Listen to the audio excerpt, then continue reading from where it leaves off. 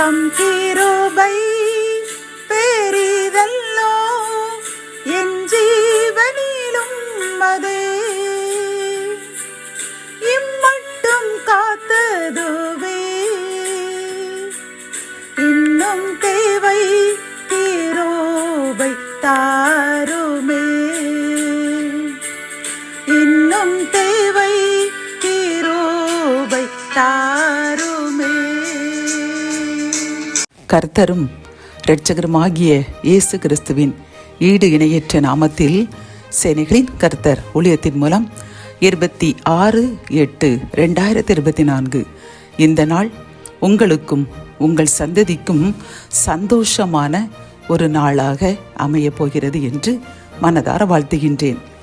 இன்று நாம் அறியவிருக்கும் கிருபையின் வார்த்தைகள் யாக்கோபு 4ஆம் அதிகாரம் 10ஆம் வசனம். கர்த்தருக்கு முன்பாக தாழ்மைப்படுங்கள், அப்பொழுது அவர் உங்களை உயர்த்துவார். கத்தோலிக்க வேதாகமம் இவ்வாறு கூறுகின்றது, ஆண்டவர் முன் உங்களை தாழ்த்துங்கள், அவர் உங்களை உயர்த்துவார் என்கின்றது. இந்த கிருபையின் வார்த்தைகள் மூலம் கர்த்தர் நமக்கு கூறும் ஆலோசனைகளும் அறிவுரைகளும் என்னவென்றால், நாம் கர்த்தருக்கு முன்பாக தாழ்மைப்பட வேண்டும். தாழ்மை என்பது என்ன தெரியுமா?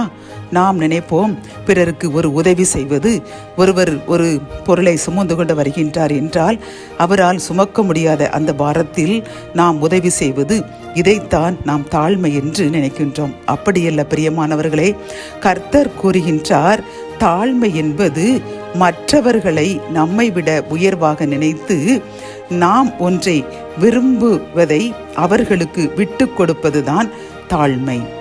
அதாவது தாழ்மை என்பது சரியாக கூற வேண்டுமானால் நம்மை காட்டிலும் பிறரை மதிப்புள்ளவர்களாக நினைத்து அவர்களுக்கு முதலிடம் கொடுத்து நம்மை பிறகு இரண்டாவதோ மூன்றாவதோ வைத்து பிறரை நம்மை விட உயர்ந்தவர்களாக நினைப்பதுதான் தாழ்மை.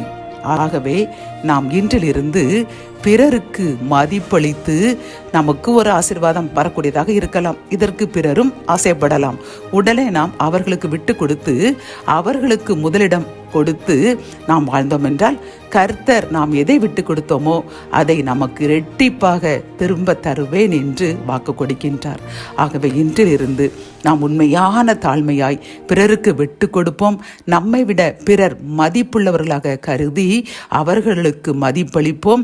கர்த்தர் நம்மையும் நம் சந்ததியையும் இரட்டிப்பான நன்மையால் நிரப்புவார். ஜெபம். என் அன்பு தகப்பனை, இந்த வசனத்தின் மூலமாக அப்பா, உங்கள் முன் எங்களை தாழ்த்த வேண்டும், உங்கள் முன் நாங்கள் பிறருக்கு எங்களை விட அவர்களை மதிப்புள்ளவர்கள் என்று நினைத்து அவர்களுக்கு முதலிடம் கொடுத்து வாழ வேண்டும் என்று கூறின இந்த அறிவுரைக்காக நன்றி கூறுகின்றோம். அப்பா, என்னுடன் சேர்ந்து யார் யாரெல்லாம் இன்றிலிருந்து தன்னை விட எங்களை விட பிறருக்கு மதிப்பளிப்போம், பிறரை நாங்கள் உயர்த்துவோம், பிறருக்கு கொடுக்க வேண்டிய மரியாதையை கொடுப்போம், பிறருக்காக விட்டு கொடுத்து வாழ்வோம் என்று யார் யாரெல்லாம் முடிவெடுக்கின்றார்களோ எங்களுக்காக ஜெபிக்கின்றோம். அப்பா, எங்கள் ஜெபத்தை ஏற்றுக்கொள்ளுங்க. அதன் மூலம் இரட்டிப்பான நன்மையால் எங்களையும் எங்கள் சந்ததியும் நிரப்புங்க. மீட்பர் இயேசுவின் மூலம் ஜெபம் கேளும் நல்ல தகப்பனை. ஆமென்.